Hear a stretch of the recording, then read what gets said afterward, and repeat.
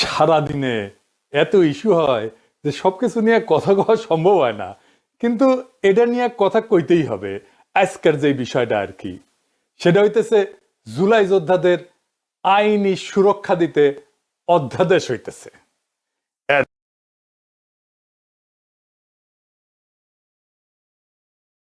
দিন পরে ঘুম ভাঙিছে সবার। আসিফ নজরুল একদিন পরে অধ্যাদেশ বানাইতেছে। কামটা তো খুব ভালো হচ্ছে তাই না, ভালো করিচ্ছে তাই না, খুবই ভালো কাজ করছে। আসিফ নজরুল তো ভালো ছেলে, সন্ধ্যাবেলা হাত মুখ দিয়ে পড়তে বসে। হ্যাঁ, আসিফ নজরুল বাংলাদেশের মানুষদের দূর পাইছে, দূর পটাইতেছে, তাই আঙ্কারে হাতে লেমন চুস ধরাই দিছে।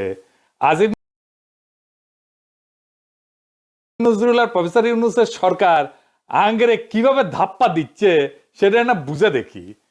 আসেন আগে আসলে বুঝে দেখি অধ্যাদেশ আসলে কি।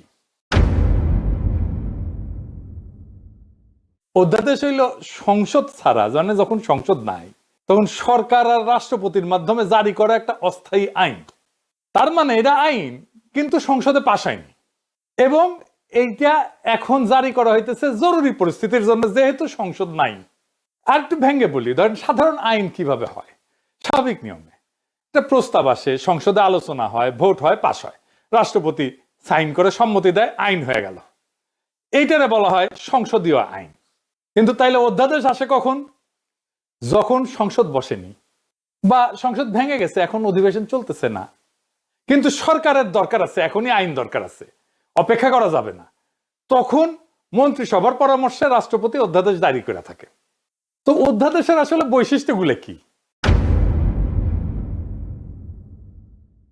এক নম্বর হইতেছে এটা আইনের মতো কার্যকর কিন্তু স্থায়ী না। সংসদ বসলে সংসদে অধ্যাদেশকে আনতে হয়, তারপরে অনুমোদন নিতে হয়। অনুমোদন না পেলে অধ্যাদেশ বাতিল। মানে সংসদ কার্যকর না থাকলে, সংসদ না থাকলে রাষ্ট্র যেন অচল না হয়, সেজন্য অধ্যাদেশ এই বিষয়টা জারি আছে। এখন ধরেন পরের সংসদ এটা পাশ করলো না অধ্যাদেশ আসিফ নজরুলের, তাহলে কি হবে? আসিফ নজরুলের কাছে উত্তর আছে? নাই। অধ্যাদেশ সংসদে পাশ হয়ে আইন হইলেও সংসদ চাইলে তো পরের দিনই নতুন আইন করে সেটা বাতিল করে দিতে পারে। এমনকি এই অধ্যাদেশ যেটা আসিফ নজরুল করতে যাচ্ছে সেটা আদালত এখনই বাতিল করে দিতে পারে। তার মানে এটার মূল্য শূন্য, জিরো। তাইলে আসিফ নজরুল কেন এ করতেছে, সেটার উত্তর আমরা পরে পাবো। আসেন আগে বুঝে নেই যে আদৌ জুলাইয়ের জন্য দায় মুক্তি দেওয়া সম্ভব কিনা। এক কথায় দেওয়া সম্ভব না, এবং দেয়া যে সম্ভব না এটার কারণ আসিফ নজরুল, তার সাথে আছে ওয়াকার, তার সাথে আছে প্রফেসর ইউনূস নিজে, তার সাথে আছে ডাক্তার জাহেদ, তার সাথে আছে বিএনপি, তার সাথে আছে তারেক রহমান। এরা সবাই এই পরিস্থিতি ইচ্ছা করে তৈরি করছে। কেন? কারণ ঘোষিত বিপ্লব ছাড়া দায় মুক্তি সম্ভব না। দায় মুক্তি কোনো আইনি ব্যতিক্রম না, এটা একটা সার্বভৌম ঘোষণা। যে বিপ্লব ঘোষণা করতে পারে না সে দায় মুক্তি দাবি করার নৈতিক অধিকার, ক্ষমতা এটা কোনোটাই রাখে না। ওয়াল্টার বেনিয়ামিন বিপ্লবী সহিংসতা বনাম আইন রক্ষাকারী সহিংসতা, এইটা একটা কথা বলছিলেন। একদিকে লেখেন বিপ্লবী সহিংসতা, আর একদিকে হতেছে আইন রক্ষাকারী সহিংসতা। আইন তৈরি করে যে সহিংসতা আর আইন রক্ষা করে যে সহিংসতা, দুইটা এক না। উনি বলছেন ল প্রিজার্ভিং ভায়োলেন্স, যেটা পুরানো ব্যবস্থার ভিতরে থাকে, এবং ল মেকিং ভায়োলেন্স, যেটা নতুন ব্যবস্থার জন্ম দেয়। যে সহিংসতা নতুন আইন তৈরি করে না সেটা কেবল অপরাধ। 1971-এর স্বাধীনতা যুদ্ধ ছিল নতুন আইন তৈরি করার লড়াই। 1971-এর স্বাধীনতা যুদ্ধে আমরা যেটা করছি সেটা ল মেকিং ভায়োলেন্স, সেজন্য ওটা অপরাধ না। পুরানো বন্দোবস্ত রেখা সংগঠিত রাজনৈতিক সহিংসতা বৈধ হইতে পারে না, কারণ তা আইন ভাঙে কিন্তু নতুন আইন সৃষ্টি করে না। স্মিথ বলছেন সার্বভৌম সেই যে ব্যতিক্রম ঘোষণা করতে পারে। ওনার একটা বিখ্যাত সূত্র ছিল, উনি বলছেন, ইংরেজিতে কইছেন, বাংলা হইতেছে সার্বভৌম সেই যে ব্যতিক্রম ঘোষণা করতে পারে। বিপ্লব মানে নিয়ম স্থগিত করা, পুরনো বৈধতা বাতিল করা, নতুন বৈধতা ঘোষণা করা। যে বিপ্লব পুরনো সংবিধান, পুরনো আদালত, পুরনো নৈতিক মানদণ্ড চালু রাখে, সে আদতে সার্বভৌম না। সার্বভৌম না হইলে দায় মুক্তি দেওয়ার ক্ষমতা থাকে না, বরং নিজেই ভবিষ্যৎ বিচারের অধীন হয়ে পড়ে। হান্না আরেন্ট বলছিলেন যে সহিংসতা একটা নতুন রাজনৈতিক সূচনা করতে পারে না, উনি বলছেন ফাউন্ডিং মোমেন্ট, এটা তৈরি করতে পারে না, সে সহিংসতা নিজেই নিজের বিরুদ্ধে সাক্ষ্য দেয়।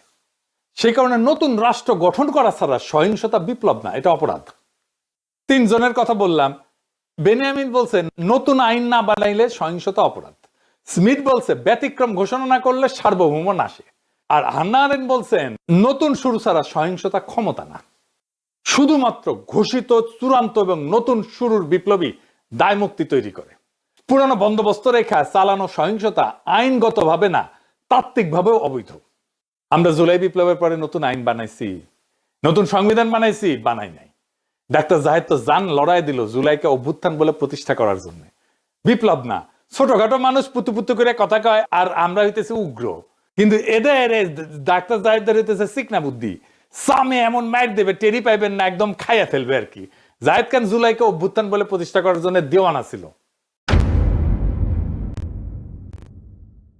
অভ্যুত্থান যেটা, সেটা ক্ষমতা দখল করে, কিন্তু নতুন আইন, নতুন বৈধতা, নতুন সার্বভৌমত্ব তৈরি করে না। পুরনো সংবিধান, পুরনো আদালত, পুরনো রাষ্ট্রীয় কাঠামো চালু রাখে। তাই সহিংসতা যেটা, সেটা আইন ভাঙা হয়, আইনের নির্মাতা না। আমরা যেটা জুলাই করছি সেটা আমরা আইন ভাঙছি আইন নির্মাণ করার জন্য, কিন্তু আমাদের নতুন আইন নির্মাণ করতে দেয়নি এই জাহেদারা, এই আসিফ নজরুলেরা, এই প্রফেসর ইউনূসেরা। সেই কারণে এইটা ল ব্রেকিং ভায়োলেন্স হয়ে গেছে, ল মেকিং ভায়োলেন্স হয়নি। অভ্যুত্থানের সময় যে সহিংসতা হয় সেটা পরে অপরাধ হিসাবে বিচারযোগ্য থাকে। সেই কারণে ডাক্তার জাহেদরা 24-এর বর্ষা বিপ্লবকে বিপ্লব না বলে অভ্যুত্থান বলে প্রতিষ্ঠা করার জন্য দেওয়ানা হয়েছিল, যেন জুলাই বিপ্লবীদের পরে জবাই করা যায়। তার মানে এই জাহিদারা তাই চাইছে যা আওয়ামী লীগ চাইছে। আওয়ামী লীগ আর হাসিনা যে পুলিশ হত্যার সহিংসতার কথা বলে, জুলাই যোদ্ধাদের ফাঁসি দিতে চায়, তার তাত্ত্বিক ভিত্তি তৈরি করে দিচ্ছে এই জাহেদ, এই সামে সিকনে, এই সিকনা বুদ্ধির লোকটা। আপনাদের জিজ্ঞেস করা উচিত, তাকে ধরা উচিত, এই কাম কেন করছিলেন। মাদিরে যে পুলিশ ধরে, সে বৈধতা দিচ্ছে জাহেদ। দায় মুক্তি বাংলাদেশের ইতিহাসে একবারই হয়েছে, সেটা 1971-এর পরে। কারণ ওইখানে আমরা নতুন শুরু করতে পারছিলাম, ওইখানে লড়াইয়ের বিজয় ছিল আমাদের বৈধতা। এইখানে আমরা বিজয়ী হয়েছি, কিন্তু আমরা আমাদের বৈধতা তৈরি করতে পারিনি, নতুন শুরু করতে পারি নাই। সেই কারণে দায় মুক্তি দেওয়া সম্ভব হবে না, যতই বলুক আসিফ নজরুল। তাইলে আসেন, আসিফ নজরুল কেন এই অধ্যাদেশ করতে এত ব্যস্ত? কারণ হইতেছে আসিফ নজরুল নিজে দায় মুক্তি চাইতেছে। সে জানে সে কি আকাম করিছে। কি আকাম করছে জানেন? দেশ যখন একটা বিপ্লবী সন্ধিক্ষণে, যখন আমরা নতুন রাষ্ট্র তৈরি করব, হাসিনা পলাইছে, সেই সময় সে ওয়াকার আর বিএনপির সাথে মিলে পুরো বিপ্লবটাকে লাইনচ্যুত করছে।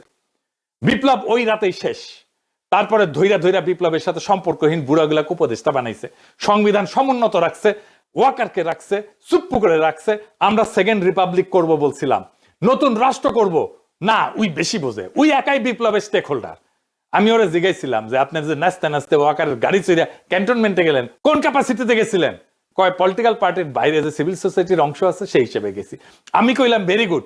তাইলে এখন বলেন, ওই যে কয়দিন ঘুটু করলেন, সিভিল সোসাইটির কার সাথে কথা বলে ঘুট্টুটা করেছেন? কার সাথে পরামর্শ করছেন? আপনি একা হারকিউলিস হয়ে গেছেন কেন? আপনি কারোর সাথে কথা বলেন না কেন? কার সাথে আলাপ করছেন? কারোর সাথে আলাপ করে নাই। আপনার হাত জগন্নাথ, নিজে যা ভালো বুঝিছে তাই করিছে। একটা সাক্ষাৎকারে দেখলাম আজিম নজরুল কইতেছে তার বাসায় বসে ছাত্ররা উপদেষ্টা বানাইতেছে, সে মাঝে মাঝে পরামর্শ দিতেছে, কইতেছে এখন কেমন লাগে? সচিবেরা কথা শোনে না, পুলিশেরা কথা শোনে না, পাবলিক শোনে না কথা, কোথাও গেলে পাবলিক আটকায় ফেলে, ভুয়া ভুয়া স্লোগান দেয়।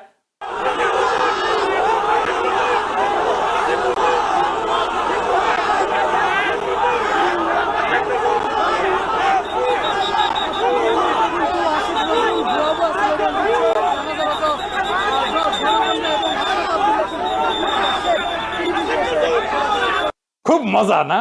হ্যাঁ, এখন তো এগুলো শুনিচ্ছেন, এরপরে পাবলিক থাপড়াবে ধরে রাস্তায়, রাস্তার থাপড়াবে। ওই সময়টাতে ঠিক হয়েছে সংবিধান সমুন্নত রাখতে হবে। ওই যখন ঘুটু করিচ্ছে, সংবিধান সমুন্নত রাখলে 2024-এর লড়াই, বিপ্লব, বিপ্লবী সহিংসতা সব অবৈধ হয়ে যায়। বৈধ হয় হাসিনার খুন করা, ছাত্রলীগের গুন্ডামি, পুলিশের গুলি, সব বৈধ হয়ে যায়। কারণ সরকারের বিরুদ্ধে বিদ্রোহ তারা নিয়ন্ত্রণ করতেছে। এই কাজ করছে আসিফ নজরুল, এই কাজ করছে জাহেদ, এই কাজ করছে বিএনপি, এই কাজ করছে তারেক রহমান, এই কাজ করছে প্রফেসর ইউনূস। নিজে আইনের লোক হইয়া আসিফ নজরুল ওই 3 দিনে ছাত্রদের সাথে বৈশা উপদেষ্টা পরিষদ বানাইতেছে, আর ওই প্রসেসের মধ্যে দিয়ে ওই ছাত্রদেরই মৃত্যু পরোয়ানা লিখতেছে আসিফ নজরুল। এখন অধ্যাদেশ বানায় লেবেন চুজ ধরাই দিতেছে। এই অধ্যাদেশ বালটা করবে। 1975-এ যারা সোহরাওয়ার্দীর বডিগার্ডের ফুটা করেছিল, তাদের জন্য সংবিধানে ইনডেমনিটি দেওয়া হয়েছিল, কাম হয় নাই। 1975-এর ওই বিপ্লবী ঘটনার পরে যেই দল বিএনপি ক্ষমতা আসছে তারাই কর্নেল ফারুক, বজলুল হুদাকে, শাহরিয়ারকে তুলে দিচ্ছে আওয়ামী লীগের হাতে যেন ফাঁসি দিতে পারে আওয়ামী লীগ তাতে জেলে ভরে, রায় হয় নিম্ন আদালতে, আপিল চলতেছিল। খালেদা জিয়ার আমলে খালেদা জিয়ার সরকার এদের সবাইকে ছেড়ে দিতে পারতো, আইনসঙ্গত ভাবে ছেড়ে দিতে পারতো আপিল নিষ্পত্তি করে। কিভাবে জানেন? আসেন একটু বুঝে দেখি। আদালত রায় দিছিল ফায়ারিং স্কোয়াডে মৃত্যুদণ্ড। বাংলাদেশের সিভিল আদালতে ফায়ারিং স্কোয়াডে মৃত্যুদণ্ডের বিধানই নাই। রাষ্ট্র বা আদালত যদি এমন কোন পদ্ধতিতে মৃত্যুদণ্ড কার্যকর করে যেটা কোনো বিধানে নাই, আইনে নাই, যে পদ্ধতিটা আইনে লেখা নাই, তাহলে এটা টেকনিক্যাল ভুল বা কাগজপত্রের গলদ হিসাবে থাকে না। এইটা তখন সংবিধান ভাঙার বিষয় হয়ে যায়। কারণ বাংলাদেশের সংবিধান বলছে মানুষকে শাস্তি দিতে হইলে সেটা আইনের ভেতর থেকে দিতে হবে, আর্টিকেল 31। আর মানুষের জীবন কেড়ে নেওয়া যাবে শুধুমাত্র আইনসম্মত প্রক্রিয়ায়, আর্টিকেল 32। এই সীমা লঙ্ঘন করলে দুইটা কথা পরিষ্কারভাবে বলা যায়, মানে বিচারটা সংবিধানের চোখে বৈধ থাকে না। রাষ্ট্র নিজেই আইনের সীমা পাড়ায় গেছে, আইন যে ক্ষমতা দেয়নি সেই কাজ রাষ্ট্র করছে, এটা করতে পারে না। আইনের বাইরে যায় মৃত্যুদণ্ডের এমন কোন পদ্ধতিতে মৃত্যুদণ্ডের আদেশ দেওয়া মানে এটা শুধু ভুল না, এটা রাষ্ট্রের অবৈধ কাজ, আদালতের অবৈধ কাজ। খালেদা জিয়ার সরকার কিছুই করে নাই, আপিলের কাজ বন্ধ করে রাখিছিল। হাসিনা আইসা সামে সবাইরা ফাঁসি দিয়ে দিছে। এই হাসিনা পলানোর পরেও প্ল্যান ছিল এইটাই যে বিএনপি আর ওয়াকার সামে তুলে দিবে জুলাই বিপ্লবীদের আওয়ামী লীগের হাতে। বিএনপির প্ল্যান এখন প্রকাশ্য, তারা আওয়ামী লীগকে ফিরে আনতে চায়। আমি ব্যানে ব্যানে করছি না, আমি প্রমাণ দিতেছি। দেখেন হিন্দু সম্প্রদায়কে দিয়ে কি বলানো হইতেছে। আমি কিন্তু আমার জন্মগতভাবে আমি বিএনপি ছিলাম, বুঝছেন। আমি মাহবুব কমিশন আমলে বিএনপি কমিশনার মেম্বার ছিলাম 3 বার। এখন দেশে আসছি ডক্টর করে, কিন্তু এখন আমি মা বোনকে বলছি নিজের ইজ্জত যদি রক্ষা করতে চান আপনারা সবাই বিএনপি কে ভোট দিন। বিএনপি বলে কেউ অবহেলা করবেন না, কেন এখন আওয়ামী লীগ নেই। এটাই বলছি, যেটা আমাদের মাতৃ জন্মের কথা। মা বোনরা বলছে যে আওয়ামী লীগকে ভোট দিও, বিএনপি কে দিও না। কিন্তু এখন বর্তমান আমরা আছি এখন বিএনপির হাতে, আমাদের আওয়ামী লীগ নাই। তোমরা সবাই নিজের ইজ্জত যদি বাঁচাতে চাও, নিজের একটা মেয়ে যদি বড় হয় মা বাবার বয় থাকে, কিন্তু এখন বয় নেই। আর এখানে সবাই, এখানে আমাদের মা বাবা এরা সবাই, এদেরকে চিনেন। যদি দূরের মানুষ হতো তাহলে বয় ছিল, এরা দূরের মানুষ নেই, এখানে আমাদের দেশের মানুষ। কোনো যদি ক্ষতি হয়, কিছু হয়, আপনাদের ওদেরকে ডাকতে পারবেন। আমরা এখানের মানুষ সবাই, এখানে সবাই একজোট হয়ে 12 তারিখ ভোট দিবেন। সবাই ভোটের জন্য যাবেন, কিন্তু অনেকজন বলে বিএনপি কে ভোট দেবো না, যাবো না। না, এটা মনে করবেন না। বিএনপি কে দিলে মনে করবেন কোনোদিন আবার আওয়ামী লীগের হাতে যেতে পারবেন আপনারা। বিএনপি কে চান, কিন্তু অন্য দল দেখবেন, কিন্তু নিজের হাতে নিজের কপালে হাত মারবেন। এখানে বিএনপি ছাড়া কোনো উপায় আমাদের নাই। এখানে হিন্দু বা মুসলিম হোক, সবাই বিএনপি কে চান। আমি বলছি আমাদের এই এলাকার সবাই, আপনারা বিপদের সময় না পেলে এদেরকে পাবেন। এরা এখানে কাছের লোক, এরা দূরের নাই, কেউ হারিয়ে যেতে পারবেন এখান থেকে, আমাদের হাত থেকে, কেন এগুলো আমাদের দেশের লোক। তাই আমি বলছি মা বোনকে, এখানে মহিলা হইয়ে বা পুরুষ হইয়ে ওই বিএনপি কে দেবো না, এই কথা আর বলিয়েন না। কেন আমরা এখন একটাই দল, বাংলাদেশে একটাই দল আছে, ওইটাই কোনো দল না, এটা নিজেরাই দল করছে, যে এটাকে কেউ সমর্থন দেবে না ওই দলকে।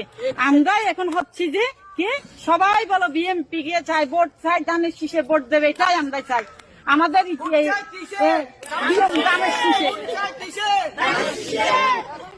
তো ধানের শীষ সবাই, আমি বলছি ধানের শীষে টিকে দিলে আপনারা মনে মনে বলছেন যে ধানের শীষ কেন দেবো, আগে তো আমরা আওয়ামী লীগ ছিলাম না, এখন আমরা আওয়ামী লীগ। ধানের শীষে আওয়ামী লীগ মনে করবেন কেন?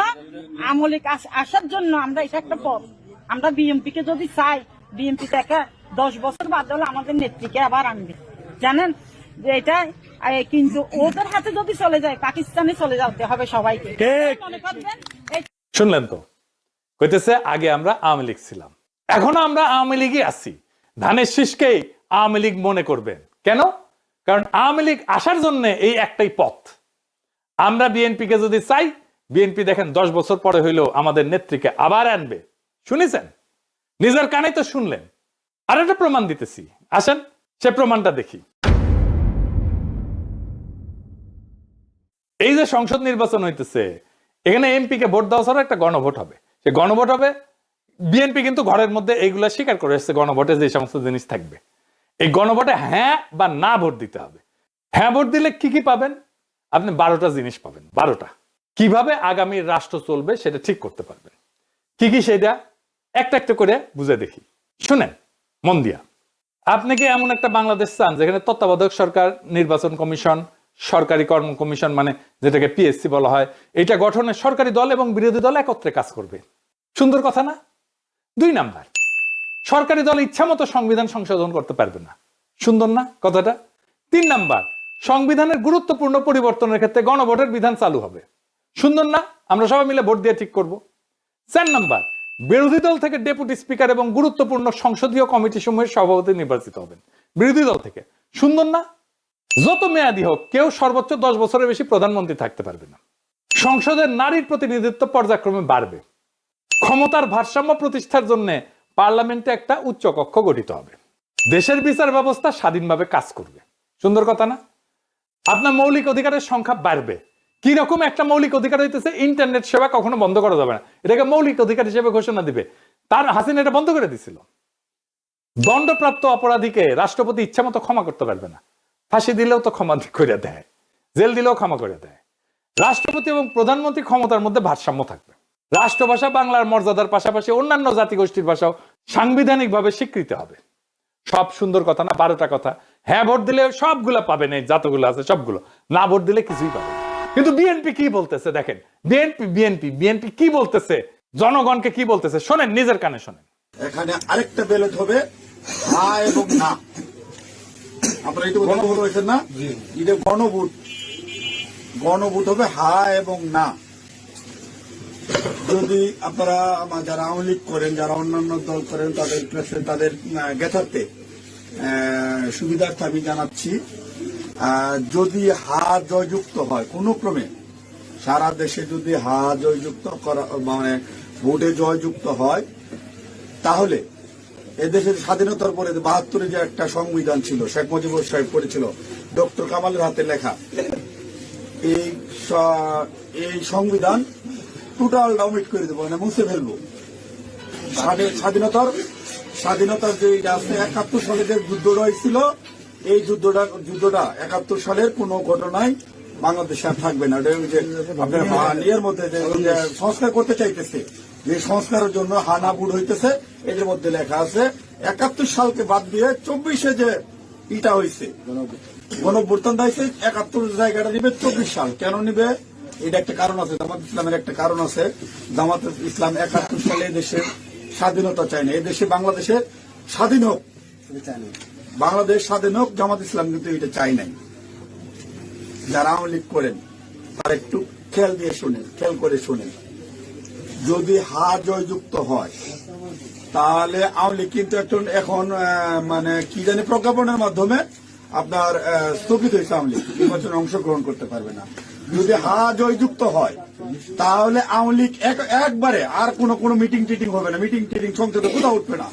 ওই হার মধ্যে এই লেখা আছে আওয়ামী লীগ নিষিদ্ধ। এই যে 24 সালে গণহত্যার জন্য আওয়ামী লীগ কিন্তু নিষিদ্ধ হয়ে যাবে আপনাদের ভোটেই। যদি হাতে ভোট দেন, হাতে ভোট দিলে আপনার 16 ডিসেম্বর থাকবে না, 26 মার্চ থাকবে না। আপনার 71 সালের যে যুদ্ধ করতে মা বোনেরা ইজ্জত দিচ্ছে, 30 লক্ষ মা বোনের ইজ্জত দিচ্ছে, এটা থাকবে না। অর্থাৎ আপনারা যারা আওয়ামী লীগ করেন দয়া করে আপনারা না ভোটের জন্য হলো। আওয়ামী লীগের তো আমরা আসলে বিএনপির হইতেছে উদারপন্থী রাজনৈতিক দল। আমরা বিএনপি চাচ্ছি সকল দল মিলে একটা দেশে নির্বাচন হোক, সকল এবার না হোক, সামনে যেন সকল দল একটা নির্বাচন অংশগ্রহণ, 5 বছর পরে যেন সকল দল নির্বাচন অংশগ্রহণ করতে পারে। তা আপনারা আপনাদের যারা আওয়ামী লীগ করেন, আপনাদের দল রক্ষা করার জন্য আপনাদের কেন্দ্রে যাইতে হবে, ঠিক আছে? আপনাদের কেন্দ্রে যাইতে হবে, আপনাদের দল রক্ষা করার জন্য, না ভোট দেওয়ার জন্য, হইলে সার্বভৌমত্ব দেশ রক্ষা করার জন্য 71-কে ফিরিয়ে, মানে 71 যেভাবে আছে স্বাধীনতার যুদ্ধটার ইতিহাস আছে, এই ইতিহাসটা রক্ষার জন্য হইলেও যারা না ভোট দিবেন, যারা আওয়ামী লীগ করেন, আপনাদের কেন্দ্রে অবশ্যই যেতে হবে। কেন্দ্রে যদি আপনারা আপনাদের দলকে রক্ষা করতে যান, যেহেতু এবার আপনাদের নাই কোন নমিনেশনের, আওয়ামী লীগের কোন প্রার্থী নাই, দয়া করে সেক্ষেত্রে আপনাদের কাছে আমাদের অনুরোধ, যারা আওয়ামী লীগ করেন, বিএনপির তো আপনারা ভোট আমাদের দিবেনই, ঠিক আছে, যারা বিএনপি করেন ওরা তো আমাদের ভোট দিবেন। না ভোট দেওয়ার জন্য যারা কেন্দ্রে যাবেন, আপনাদেরকে যেতেই হবে, আপনাদের অস্তিত্ব রক্ষার জন্য, আওয়ামী লীগ রক্ষার জন্য হলেও আপনাদের কেন্দ্রে যেতে হবে। শুনেছেন? তার মানে বিএনপির ঘুরে ফিরে আওয়ামী লীগকে ফিরে আনতেই চায়। তারা অনেক আগে থেকে বলতেছে কিন্তু আওয়ামী লীগ নির্বাচনে আসুক। শুনেন। তবে আওয়ামী লীগের প্রধান প্রতিদ্বন্দ্বী বিএনপি চায় দলটি নির্বাচনে আসুক, নির্বাচনটি হোক অংশগ্রহণমূলক। আমরা আশা করব যে এই নির্বাচনটি পার্টিসিপেটরি হবে, সকলের জন্যই দ্বার উন্মুক্ত, জনগণ যাদেরকে সুযোগ দিবে তারাই দায়িত্ব পাবে। আমরা কামনা করি প্রত্যেক রাজনৈতিক দল এই নির্বাচনে অংশগ্রহণ করুক, কাউকে বাদ দেওয়ার হলে জনগণই বাদ দিয়ে দেবে। যখন জনগণের বিরূপ প্রতিক্রিয়া হয়েছে তখন বলে এইবার না আসুক, বিএনপি ক্ষমতা আসলে আওয়ামী লীগ ফিরবে, পরের বার ফিরবে। বুঝিস? ঐক্যমত কমিশনে আইসা বলে আমরা সংস্কার চাই, আর কর্মীদের বলে না ভোটের ক্যাম্পেইন করতে। কি রকম জাউরার জাউরা, কি রকম খাইস্টার খাইস্টা, কি রকম ভন্ডের ভন্ড। এটাই আসল প্ল্যান। এই প্ল্যান হইতেছে গ্র্যান্ড প্ল্যান, আওয়ামী লীগকে ফেরানোর প্ল্যান। এইবার ভোটে যদি বিএনপি জিতে তাহলে আওয়ামী লীগ ফিরবে, লিগে রাখতে পারেন। এটা তো আমার কথা না, আপনারা তো বিএনপির লোকদের মুখেই শুনলেন, তাই না? আপনি আসলে ধানের শীষে ভোট দিতেছেন না, আপনি ভোট দিতেছেন নৌকায়, আপনি ভোট দিতেছেন হাসিনা রে, আপনি ভোট দিতেছেন ফ্যাসিস্ট রে, আপনি ভোট দিতেছেন ভারপ্রাপ্ত আওয়ামী লীগ রে, বিএনপি রে না। যারা আওয়ামী লীগ রে ফিরে আনতে চান তারা ধানের শীষে ভোট দিতে পারেন। আমরা বলবো নৌকার ধানের শীষ দুই সাপেরই একই বিষ। এই দুইটারই বাংলাদেশ থেকে হটাইতে হবে, এই দুইটারে ক্ষমতার আশেপাশে আসতে দেওয়া যাবে না। এটাই আমাদের আগামীর বাংলাদেশ গড়ার শপথ হোক। ইনকিলাব জিন্দাবাদ।